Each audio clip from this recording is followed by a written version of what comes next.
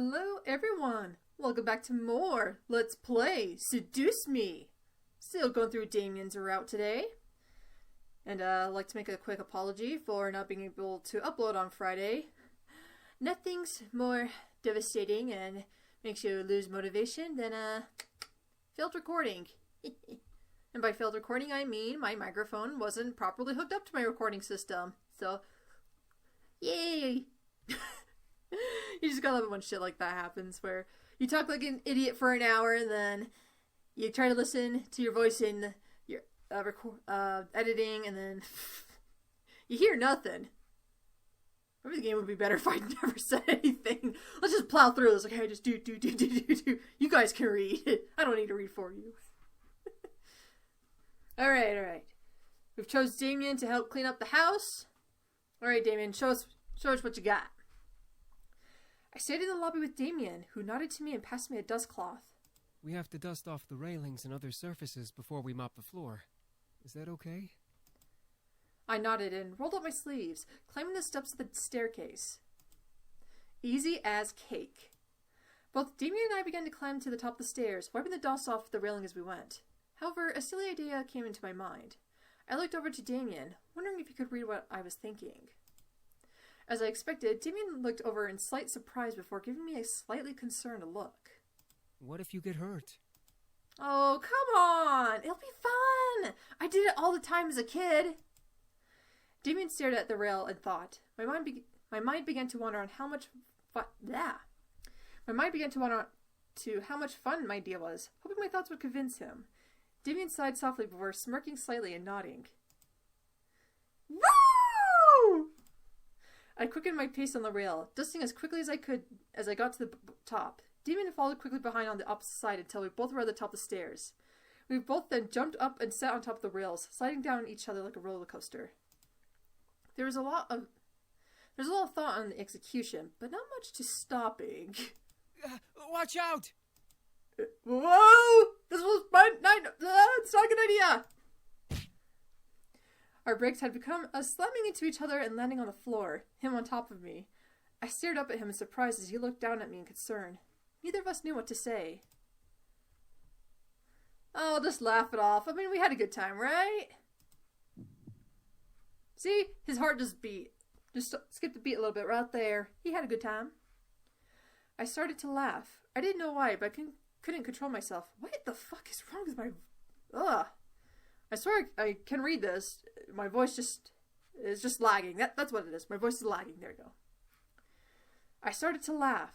I didn't know why, but I couldn't control myself. I closed my eyes and laughed in pure enjoyment of what just happened. Damion began to laugh as well, smiling widely. Both of us ended up laughing on the floor. Damion rolled off of me and held his stomach as I held mine. We were both completely engulfed in joy. You were right. That was fun. See? I told you! Both of us curled into ourselves, facing each other in laughter, before we looked at each other with smiles. However, Damion's face softened as his laughter slowly died. He smiled with happiness in his eyes and a blush across his cheeks. I stared in surprise, my face turning red in return, but my mind going blank. I couldn't stop staring at Damien's smile. Something about him was just completely charming. His eyes had a mixture of happiness and a small bit of yearning. Soon, though, Damion stood up and reached a hand down to me, breaking my silent thoughts. Come on. We need to keep cleaning. I slowly nodded before standing and continuing to clean alongside him. The hour of the house party had arrived. In my mind, I kept double and triple checking the essentials for the party. Knowing my dad, he invited his business partners and the executives of the Anderson Company to show me off. I stood in front of my mirror in my room, staring at my form as a million thoughts ran through my mind. It was just a housewarming party, but at the same time it wasn't. It was my chance to show my dad that I was better than his expectations. It was a chance for me to see my parents as a woman. Isn't that for my parents to see me as a woman? Oh, okay, whatever. It was my test to see if I was really ready to live on my own. Well, not truly alone. I had the incubator to think, but even so, I didn't have any dad guiding me or my mom helping me through living alone. A knock on my door broke my thoughts, surprising me. Who is it? Hey, are you okay in there?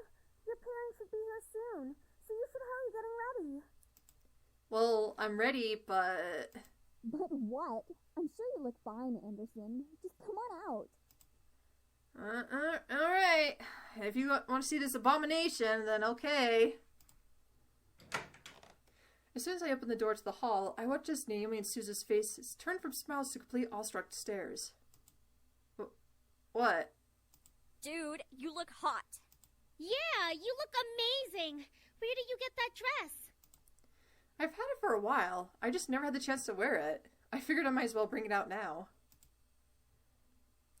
I stepped out of my room and closed my bedroom door behind me. As I walked down the hall to the grand lobby, the incubi stood waiting for me at the bottom, all dressed to the nines as proper servants. And they look so goddamn fancy!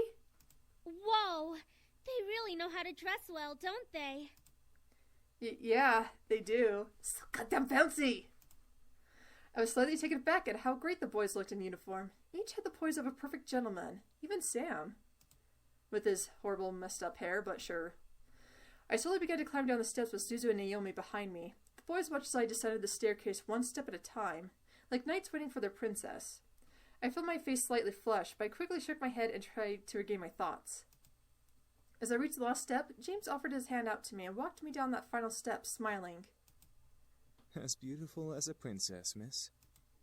Thank you. So, are you prepared for tonight? As ready as I'll ever be. Let's get this shit started, man. I couldn't deny that I was nervous, but I had to try. This party was more than what it seemed, and I had done all that I could to prepare for it. Now it was all up to fate. The other boys smiled assuringly at me, which made me feel a little better about everything. I looked at my phone and marked the time. Almost right on cue, the doorbell rang. I gulped. Gulp! I could practically feel my dad's aura from behind the door. He's just that strong, man! He's just that strong! Sam and Eric quickly rushed to the door to open the double doors wide to reveal my parents, both dressed their best. Hey, Mom. Hey, Dad. Oh my, I didn't know your bequeathment came with servants. It was probably overlooked. Besides, who would deny good service? I was completely shocked. My parents didn't question the boys? They didn't ask for verification or anything? I looked at the boys and noticed Sam and Eric staring intently at my parents. Were they using their powers on them? They had to be. There was no way they'd be okay with this otherwise. I guess the servants counted as belongings to the house. My mother quickly rushed to me and gave me a large hug. I hugged her back, inhaling her perfume. It had only been a couple of days, but living away from the ones who raised me was hard. My mother soon let me go and looked at my outfit. Gorgeous. You look so lovely. David, look at your daughter and tell her I'm right. I looked to my dad, who was looking around the lobby like an inspector. I stood my ground, waiting for him to look at me. When he did, I let a small smile grace my lips. Your mother's right. You look like you're all grown up. Finally, somebody fucking acknowledges that. Then again, I also have my doubts too, because this is Mika we're talking about here. Oh man. The world around me stopped as my heart pounded hard in my chest. Did my dad just compliment me? On his own accord? My mother was grinning ear to ear at his words. I was beyond speechless. Thank you, Dad. However, his cold face quickly returned as he began to look around once again. I assume that you're ready, then, to impress the rest of the guests, correct? Yeah. What do you... Yeah. The entire board from Anderson Toys is coming tonight. Even the vice chairman's son will be coming. All of them will be measuring your potential. Yeah, so I've heard. So, my potential, huh? To become CEO of the company. Oh, right. Yay! I knew it. Something was off about tonight. Now this party had become much more than I anticipated. I gulped silently, but I nodded in response. I looked to the incubi, but they were continuing to be servants for my father's approval. I looked behind me and saw Naomi and Suzu raise their thumbs at me for encouragement.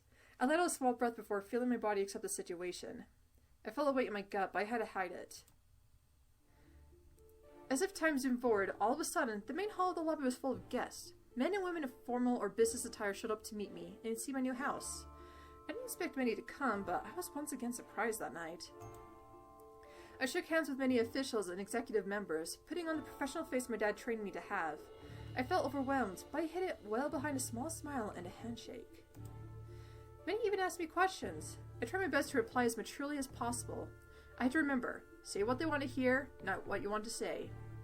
So, I've been thinking about this, and I do remember there's like ... options, like, you know, stay silent.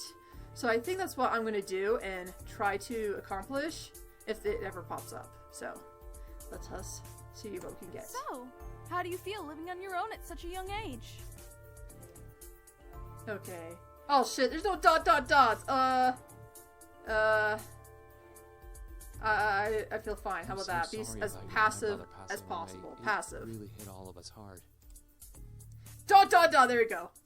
Do you have college plans? More dots? Do I? This one kind of has a few dots, so let's go with that. I feel like the questions came up one after another. It was tough to answer some of them because they weren't about me. They were about the company. What do you think will happen with the company now that your grandfather has passed? Any dots? Yes! Whoa. What do you think of the philanthropic policy the company has? Any more dots? Yes!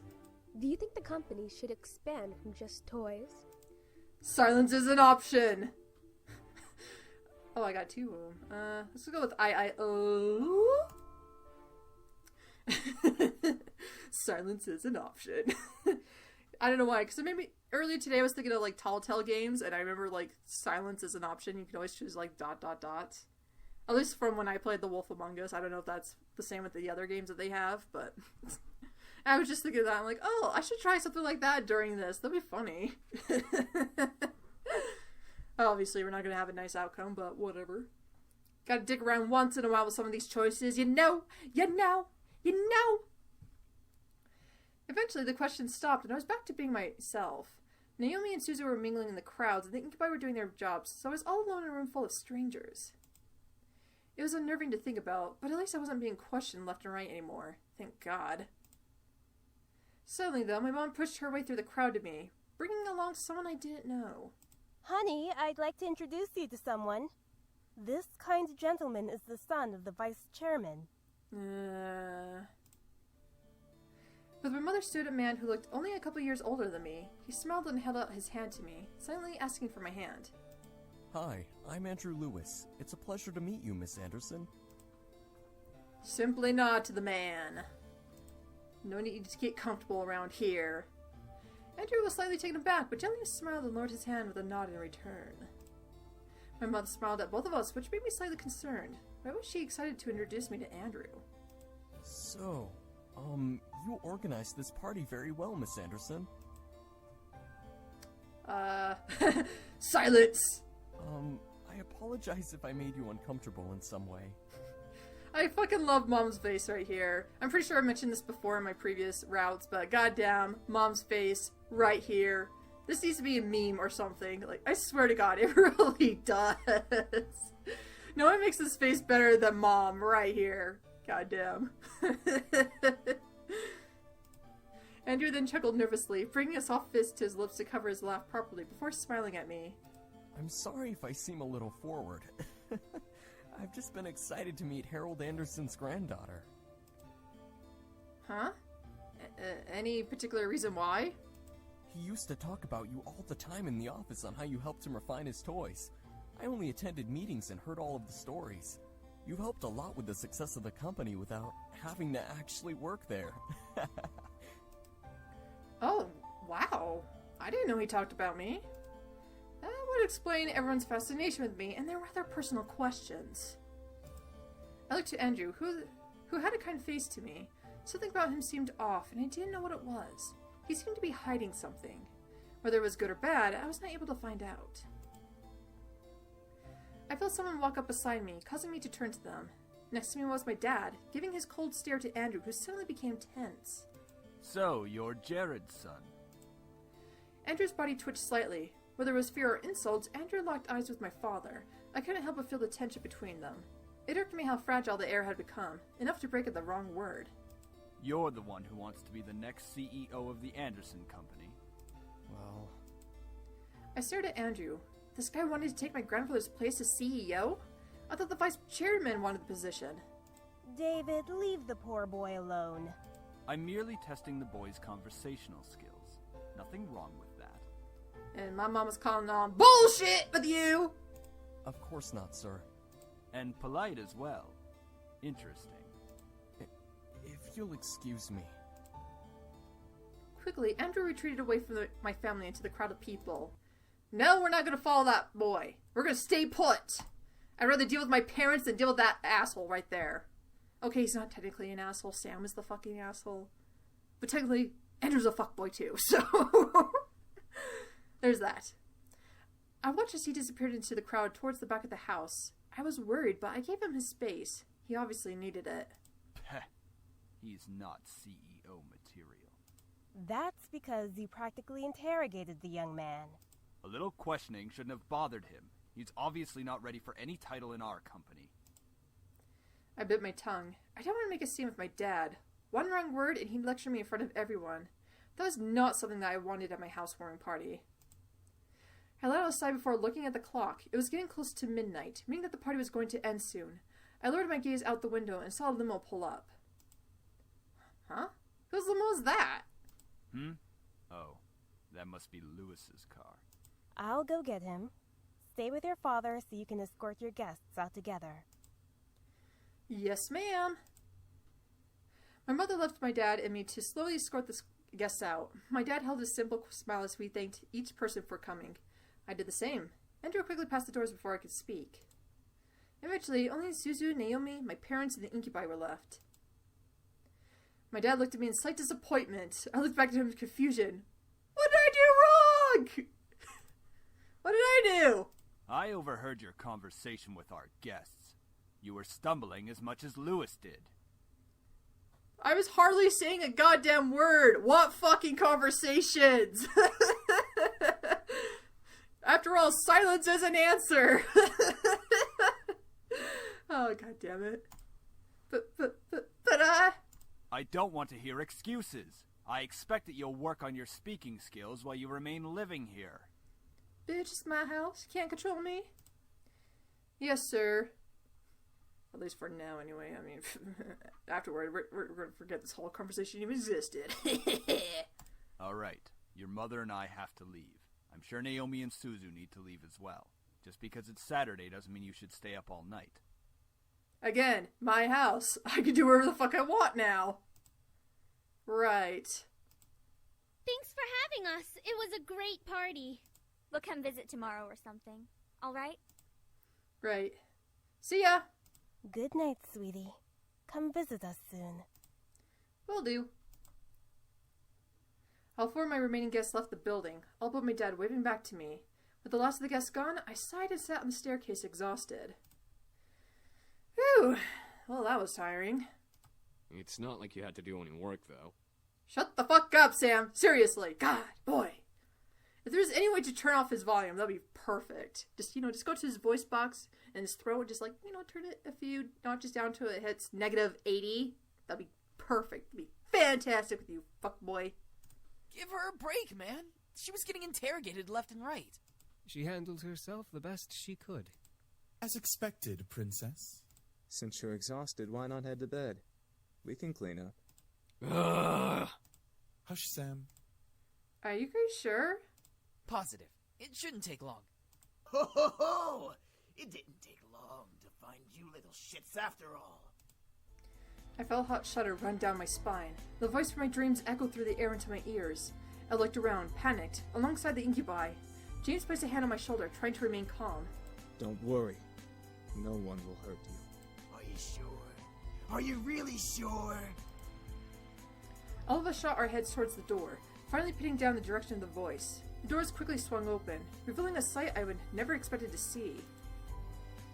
Skin red as blood, eyes black and gold piercing into mine, roughened up clothes and a pistol in his hand. I saw a monster! Yep, this is the epitome of a monster, everybody. The most frightening kind you'll ever see.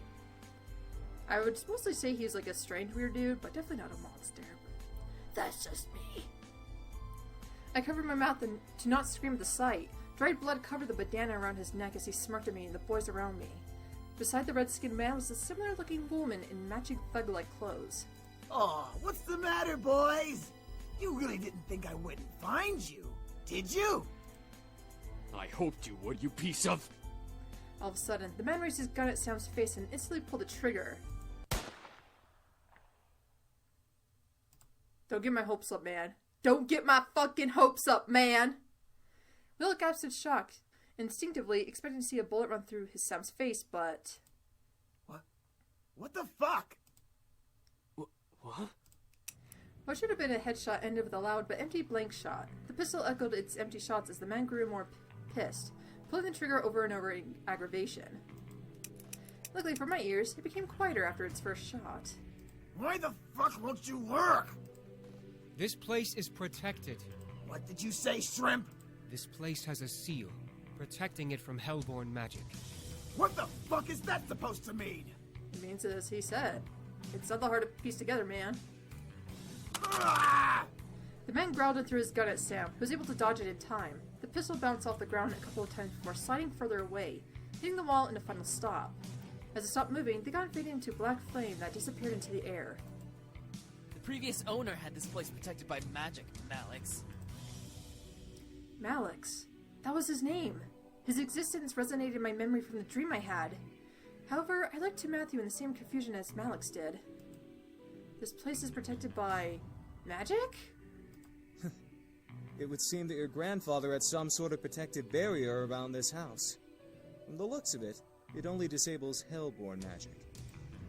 Malix's face grew to that extreme anger, his fist tightening as if he was crushing a stress ball. Then what's stopping me from dragging your asses out and shooting you then? Out of pure instinct, I stepped forward and placed myself between Malix and the boys. With no power, Malix wasn't going to fight. I took that chance to stand up to him instead of being powerless like I was in the dream. Hey, get out of my house, loser! I already had to deal with fucking Sam. I don't need more losers around here. Malix growled at me, walking right up to me and leaning close to my face. I glared back, feeling my courage skyrocket.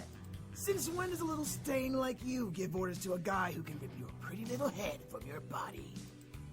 You really don't think, do you? If you kill me, you'll be hunted down by more than just the police, dumbass. You little... What? All of a sudden, I felt a hand grip my hair and pull it back, forcing me to cry out and stare up at Malix. His eyes bored into mine as he cackled in my face. Hey! Let her go! Sam! Eric! Within mere seconds, Sam had punched Malix square in the jaw, forcing him to let my hair go. As I fumbled back, Eric caught me in his arms, gently pulling me away from Malix and back in their group. Come on, Sam.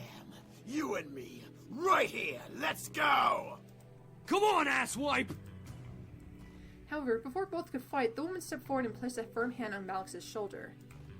That's enough, Malix. What? Who do you think you're speaking to, woman? The girl who's going to help you kill them. Just not now. Not now? I stared as the girl spoke down at Malix. She looked the same, just like pure evil. However, she seemed to be concerned for Malix. Or for me. Probably not for me, but maybe a little bit for Malix, I don't know. There's 5 of them, and 2 of us. Even if we come back with the gang, they can have the place surrounded by human police. Then we shoot everyone! Good plan. Think! If we shoot everyone, we'll be hunted. And it'll be a matter of time before makeshift paladins come and try to exorcise us. Ooh, you want those paladins come down to wreck your ass?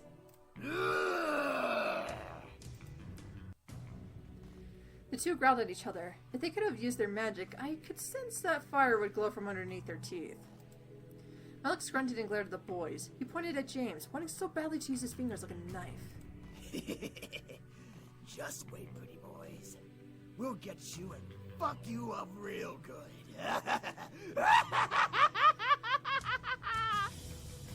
Then Malix turned to me, moving his finger to point directly between my eyes. And don't think you're safe. Step outside. I dare you.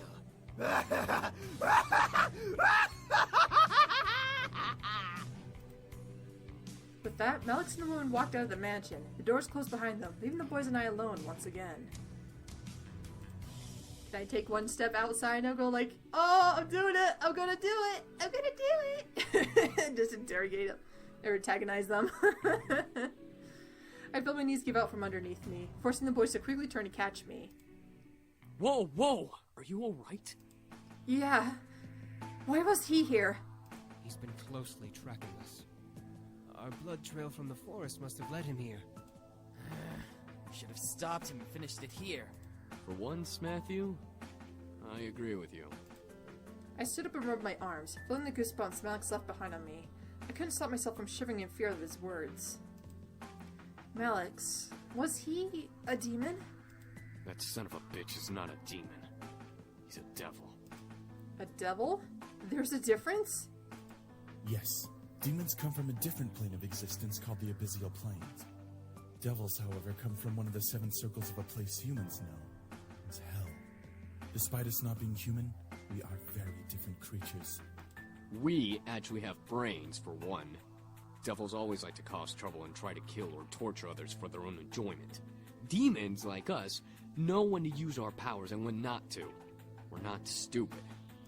Devils follow orders from higher-ups in their order, and their power only comes from their connection to hell. Demons all have free wills and don't rely on where they came from to use their powers. This is all so confusing.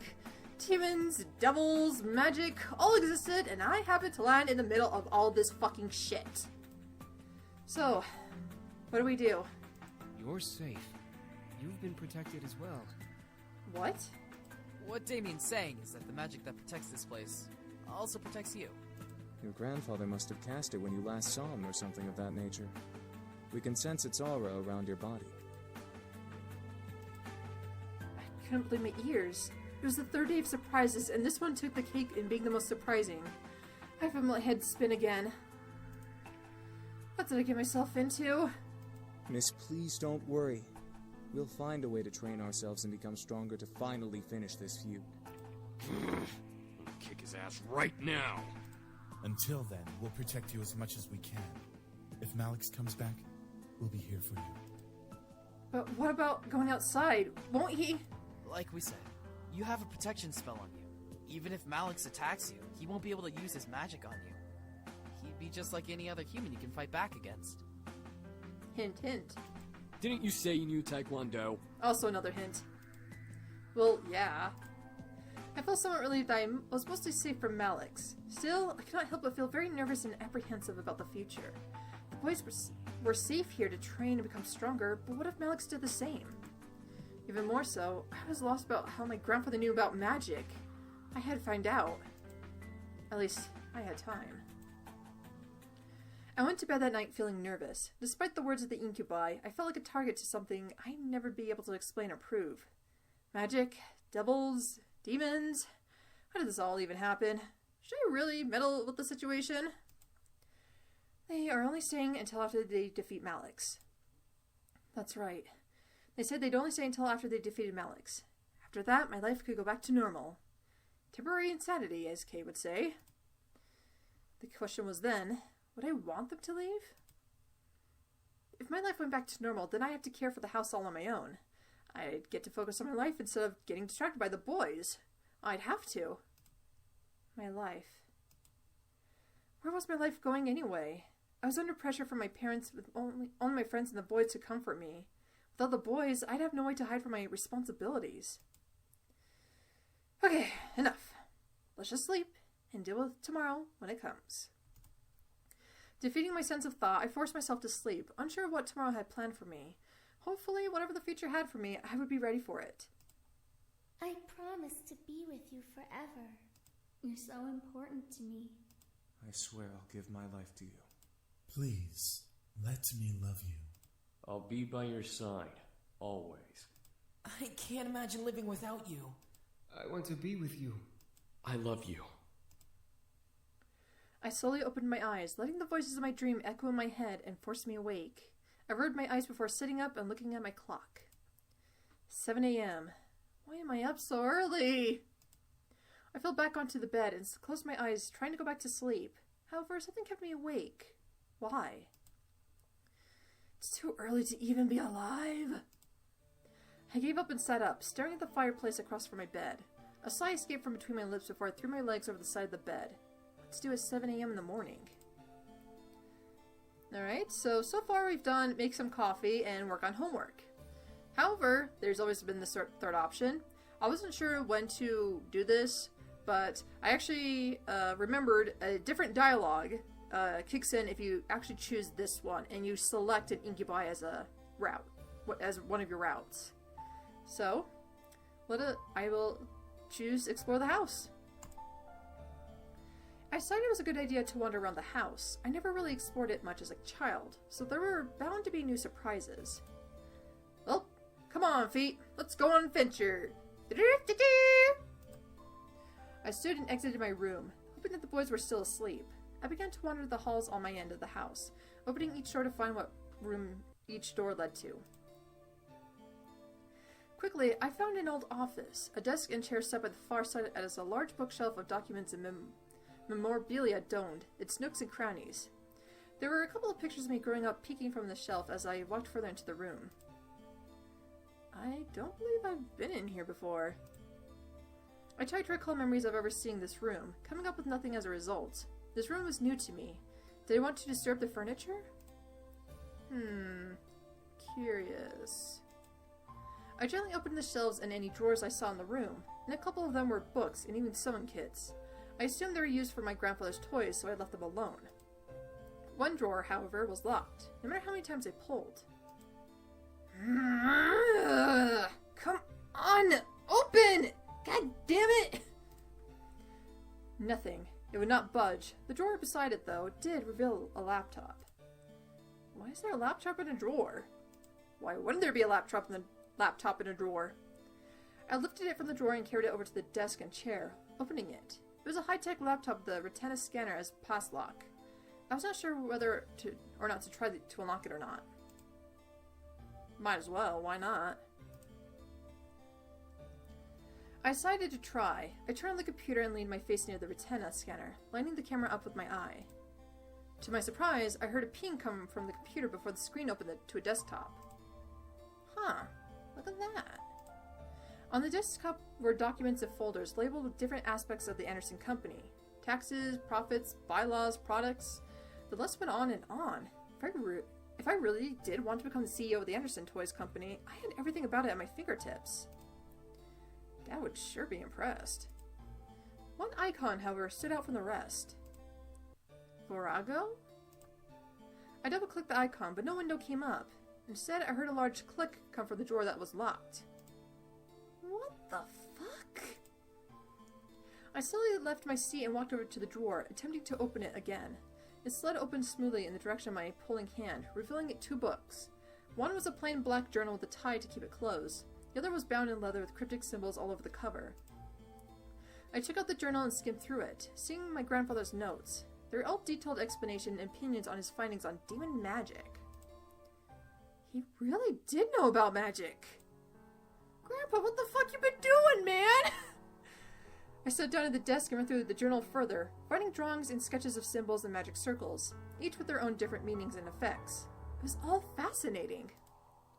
There was even a page of important spells to know. I read through them, trying to memorize them into my mind. I don't know what came over me, but I started to feel more energetic and more powerful simply reading my grandfather's notes. I was suddenly aware of the energy that surrounded my body and the power that was around the house. The more I read, the more powerful I became. However, my mind suddenly froze and I found myself walking back to the drawer, putting the book back and closing the drawer. The lock reset and I snapped out of it. Huh? What? I shook my head and looked at the drawer, realizing what I had done. I walked over to the desk to reopen the lock, but suddenly felt the need to stop. Something held me back and I didn't want me to pry any more than I already had.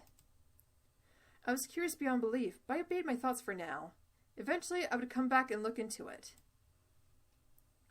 I returned to bed, feeling the weight of the morning dragged me under my covers to try sleeping again. I had energy, but I wanted more sleep. It was Sunday and nothing was happening today. Okay, come on, eyes. Back to sleep. I shut my eyes and tried to slow my breathing. I looked at my phone to check the time once again. It was noon, yet it felt like I had slept for much longer. Why is time going so slowly? I sighed, got changed to normal clothes, and went out to the main hall and sat on the stairs. Sundays were very boring. However, the muffled sounds of battle caught my attention. Huh? I quickly went out to the backyard in response to the noise I had heard. In the yard were all 5 of the boys practicing fighting. Sam was in the middle of the other four, surrounding him and throwing punches and kicks at him. Sam, being the strongest of the bunch, blocked and dodged each almost masterfully. Let's not disturb them. Let them do their thing. I just watched. The boys were very much in their own world, focusing on the training they all were in. It was better not to disturb them. I checked the time and decided to head inside to the kitchen. I was getting hungry, and I'm sure the boys would need to eat soon, so lunch was a must. Might as well make lunch today. It's been a while since I cooked. Lunch wasn't particularly hard. I decided to make sandwiches. Sandwiches. 'Cause why the fuck not? Sandwiches for the win. Yeah. I assembled simple ham sandwiches for all of us. After I poured some potato chips on the side for each sandwich, I felt satisfied. Who said lunch had to be cooked? I placed the food in the dining room. However, none of the boys were there by the time I brought the final dish out. I carried that dish to the main lobby, catching the boys separating into different rooms of the house. Part of me wanted to go to one in particular. The other part of me wanted to just leave them be and take the food in my hand to my room and eat. Maybe we should go out today while the boys focus on training. Oh, you know what we're choosing. You know what we're choosing. If you think we're choosing that, you're silly. You silly. We'll be choosing that another time, but not today. We'll be choosing find one of the incubi. I quickly rushed back and grabbed a second a second food dish before hunting down one of the boys. I looked down each hall, trying to find one of the incubi, wondering so that I wouldn't have to go through each individual room finding them. I pursed my lips in irritation. Where the heck are they? I sighed, knowing that I would have to search for them in each room. I quickly turned and headed up the stairs. I began to walk down a hall and open a random door, peeking inside. Lucky enough, I found Damion in the study. Damion was in Grandfather's study, which I had explored not long ago. Despite only being here for a short while, Damion looked like he knew this room like the back of his hand. Damion was gazing at the pictures and books on the shelf, almost looking lost and dazed. It was almost adorable, but I could sense a small hint of sadness in his eyes. Damion? Huh? Oh, hello. Damion turned to me and gave a gentle smile, as if he was doing nothing as I came in. I entered the room and closed the door behind me. I was just looking at the books. They're very interesting topics. Huh? What you talk about, boy? I looked over at the shelf and skimmed over the spines of each book. They were all books about business and psychology, all ranging in thickness. Some crossed over and brought the two topics together, while others were strictly one or the other. Did my grandmother read and study all these? They seemed used, but they were covered by a small layer of dust. Do humans really study this much? Occasionally. It depends on why we're studying. What do you mean? Well, if we're interested in a topic, like business, for example, we learn what we can because we want to know more. Are there things you can't study? Nope. There are books and stuff about anything and practically everything. Even the demon world? Maybe, but usually those books are considered fiction or religious theory. It was almost cute to talk about learning with Damion. I guess learning was different in the demon world, but telling him about learning was almost like telling a child the meaning of life. I found myself become a little wiser as we continued talking. Humans can learn anything? At any time? Mm-hmm. We have libraries and bookstores full of books we can read. Humans have the freedom to learn anything. I looked at Damion in confusion. He seemed to look jealous. What about demons? Why can't they learn? Can't they learn what they want? Damion shook his head before looking down at his feet. Demons don't have schools to learn from like humans do. Everything we learn comes from experience or verbal mentoring. Books are only permitted to be read by higher nobles. I stared wide-eyed. There were no schools in the Abyssal Plains? That seemed so unreal, yet in a way, I wasn't that surprised. The only ones who have ever touched a book are James and Eric, since they're the oldest. Sam and Matthew chose not to read. What about you? Damion stood silent for a bit before sitting on the ground, leaning against the large desk in the room. I decided to follow along and sat beside him. You brought food? Huh? Oh yeah, I brought food. Here. Thank you. Damion took his dish of food and began to politely eat. I followed suit. It was painfully obvious that he was dodging my question. Did I want to know? I was very curious. Ask again. We want to fucking know. We'll shake it down out of him if we must. I was curious, so I had to ask. However, Damion looked to me, stopping me from opening my mouth. Because I'm technically not a noble at all. I tilted my head and raised an eyebrow in confusion. Not a noble, but aren't you all brothers? If the others are nobles, that would make you one. Damion looked to his dish with a sigh. I suddenly felt regret for asking and pushing the topic. Before I could apologize, Damion spoke. We are all half-brothers. We only share the same father. Our mothers are all different. James, Eric, Sam, and Matthew all had noble mothers who are now queens. My mother was not a noble, and is not a queen. I could see sadness in Damien's eyes. I bit my lip. I shouldn't have pushed this issue. I'm sorry. Damion shook his head, stepping out of his thoughts and smiled at me. For what? You didn't know, and were curious. It was only appropriate to answer. Still, it was rude of me to pry like that. Sorry. I didn't know what to say. Damion only smiled lightly at me before continuing to eat. As he ate, my mind began to wander on the Abyssal Plains. What was it like? What did it look like? Was their castle big? How many servants did he have? My thoughts were halted when Damion chuckled, most likely my thoughts. I turned red in embarrassment. Sorry. You keep saying sorry when you don't need to. It's kind of cute. I pursed my lips, but couldn't stop a blush from running across my face. This was going nowhere. I went back to eating in futility, earning another chuckle from Damion. However, as a groan of pain escaped Damien's lips, I stopped and looked at him in surprise. Damion? Are you okay? Yeah. It's nothing. Don't worry about it. I heard him gulp down and hide another groan, making me even more concerned than before. Damion? It's just a headache. I get it when I run out of energy. I'll be fine. He was out of energy? I guess he didn't take enough when we first met, so it was just enough to heal his wounds. None of us took more than we needed to heal. From the sound of his voice, he was fighting back major pain. I felt incredibly bad. Damion smiled very lightly at me. I'll be fine. Alright, of course we're presented with two options. And you know what we're gonna do. We know what we're gonna do. Give him your sexual energy! If he needed energy, I was willing to give it. Damion? Damion instantly turned away from me before I could finish my sentence. No. I'll be fine. I'm used to this. Used to it? Used to pain? There's no way that was okay.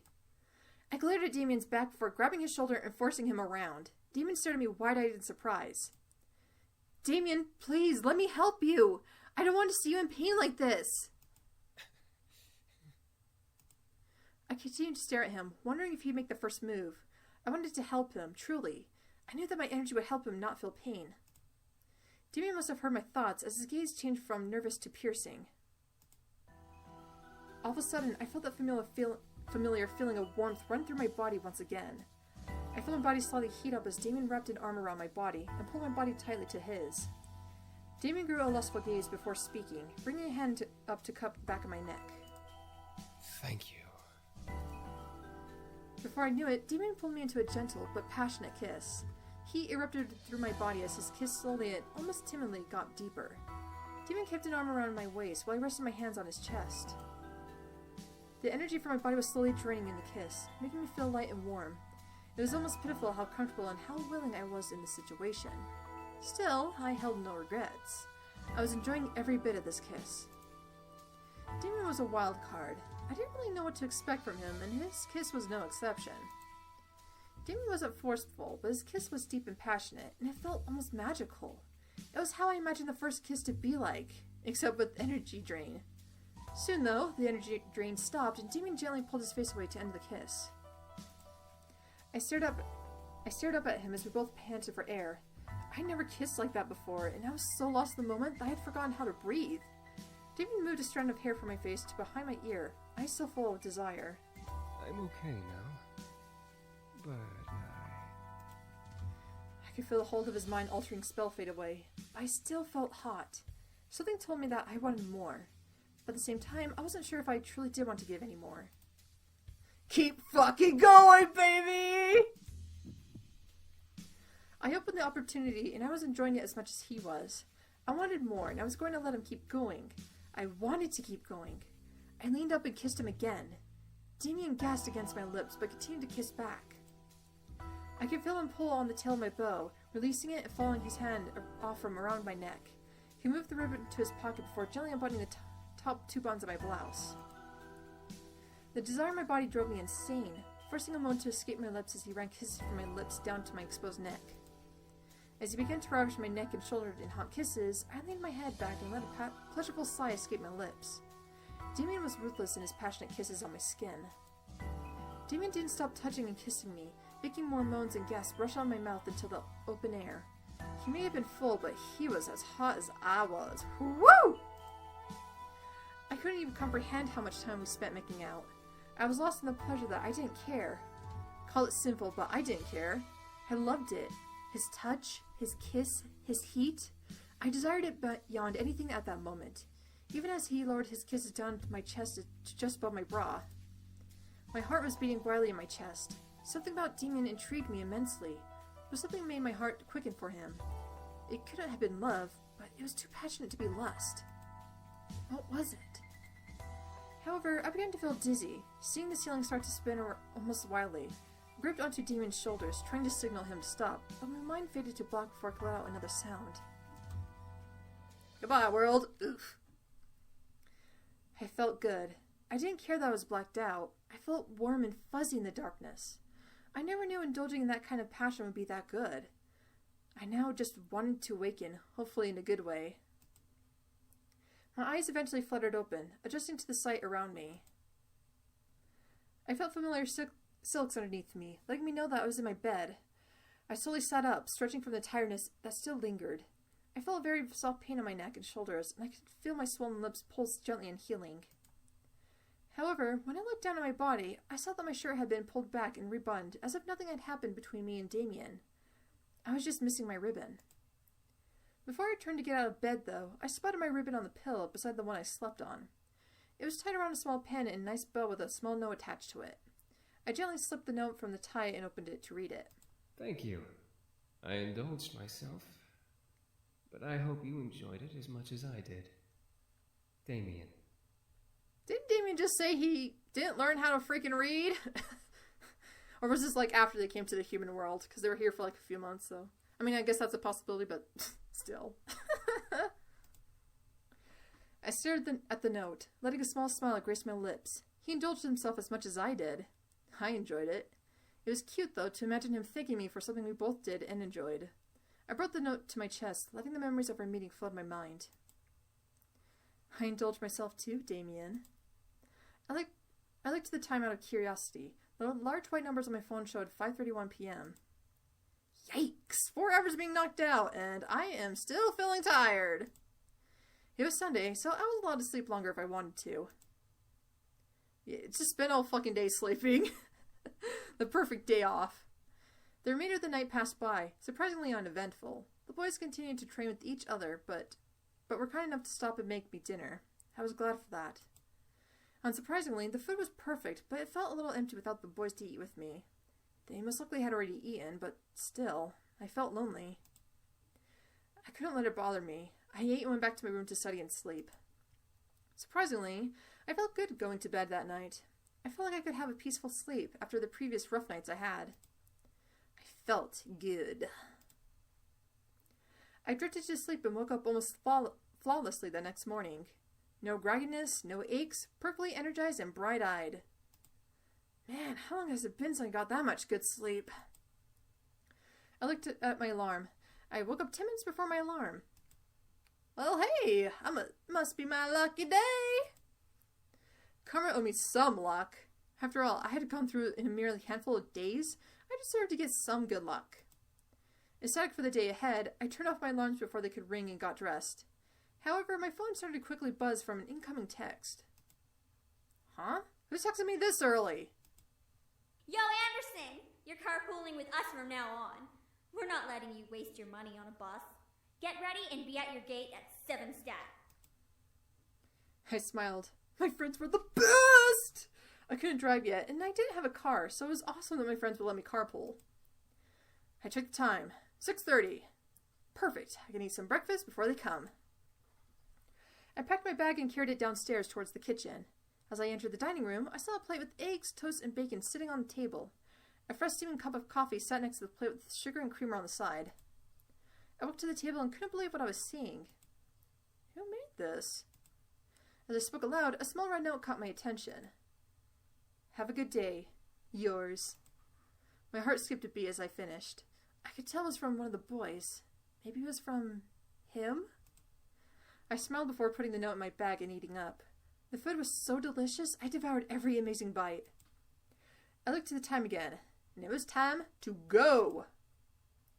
I quickly rushed to the doors, checking myself in the passing mirror. I wasn't wanting to impress anyone, but I still needed to look decent. Before I could reach the handle of the door, however, someone took my hand. Huh?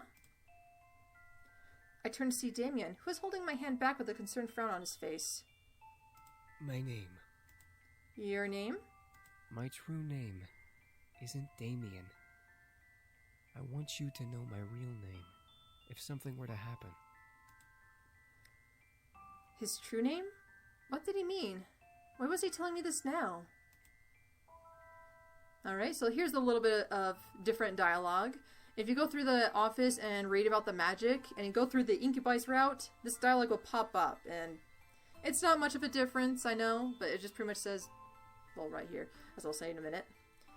But pretty much Mika will know what they're saying, or what the names represent and all that stuff, and how it controls them, because she read the book.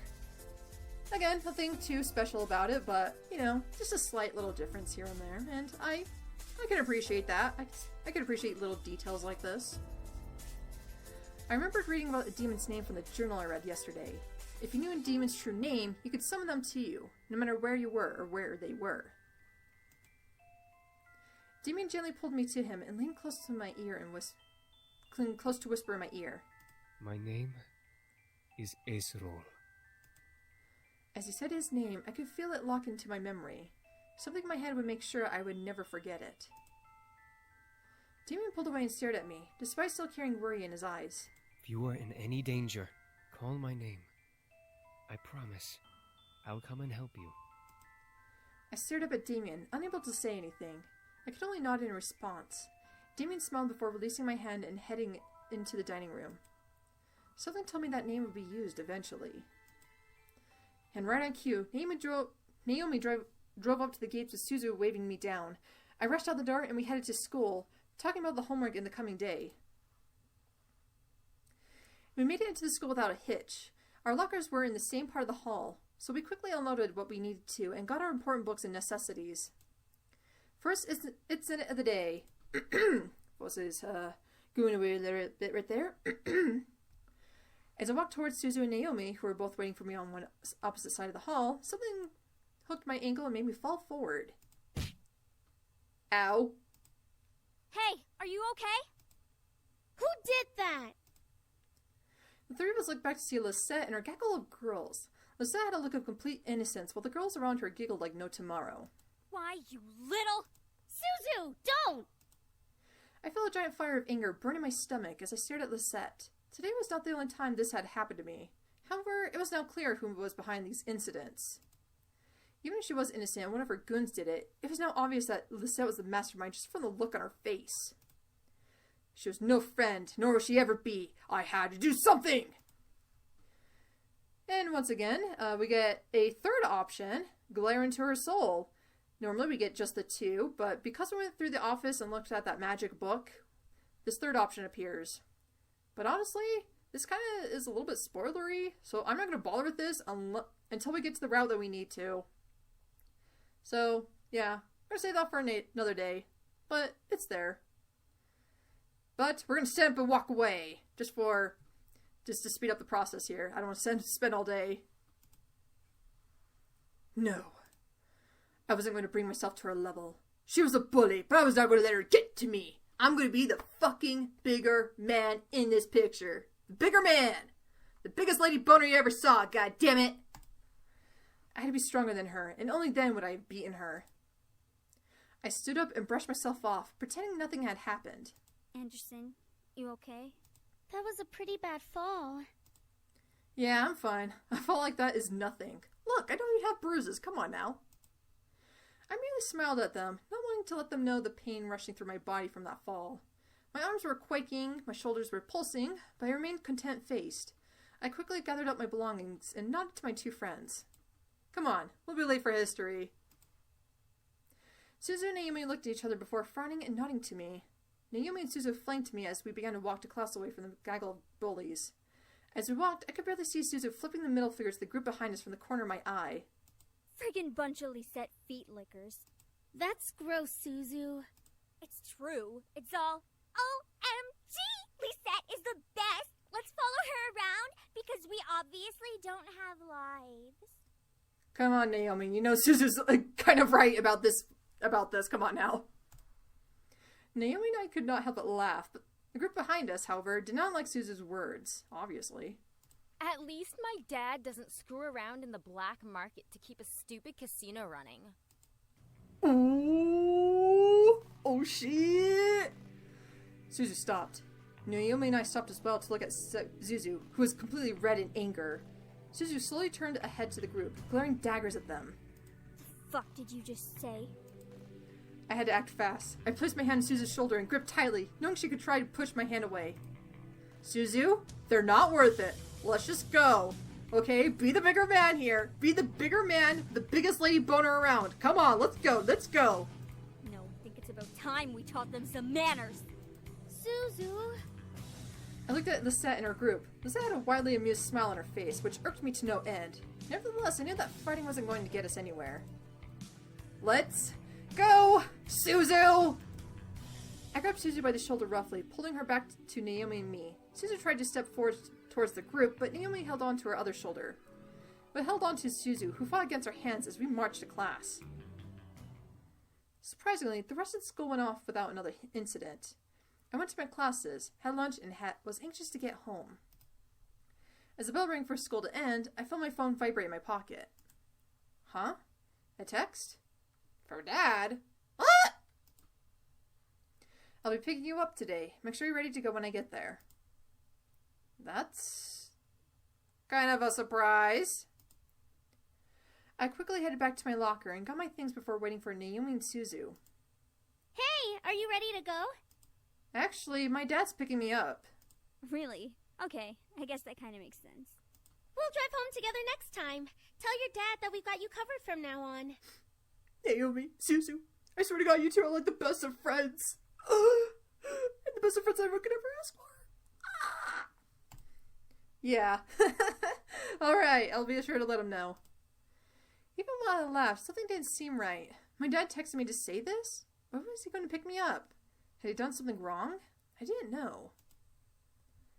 I waved goodbye to Naomi and Suzu before heading off to the usual spot where my dad picks me up. I took the time to listen to my music while I waited. Ooh, I need to go to another Rise of the Phoenix concert! Eventually, I had played the entire album with no one showing up. What the hell? Dad's never late, especially not this late. What the fuck is his problem, man? I quickly dialed my dad's number again, but as soon as I pressed call, it disconnected, and I read the signal disconnection error message. What the? No signal error? How do I not have a goddamn fucking signal? I double-checked my phone and saw all 5 bars for signal. Ugh, he must be in a dead zone. Before I could finish, a group of hands grabbed at my hands, feet, and covered my mouth. I screamed into the hand over my mouth, struggling to pull away from the hands grabbing at my limbs. It felt disgusting and scary, feeling their hands on me.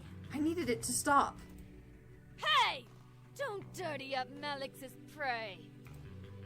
The voice, which sent a fearful shiver down my spine, whispered into my ear. You're coming with me, Miss Anderson. I couldn't fathom what was happening, but before I knew it, I was blindfolded and my limbs were quickly tied up. I felt myself being carried somewhere and was shoved into something that echoed the interior of a bus or a van. The doors closed and off I was taken, unsure of where I was going and why. All I knew was that I was in trouble. So much trouble that we can't contain it all in this episode. And so, we're going to leave a nice little save. Yes, there we go. Yes, perfect. Perfect. Perfect! Alright, so hopefully this recording goes through and I can actually upload this goddamn episode. Because I swear to God, if I do this a third time, I swear to fucking God. I don't know, I just might sit in a corner and cry. Anyway, I thank you all for joining me in today's episode, as I am Tara the Fox, you are the viewer, and of course, I hope to see you next time.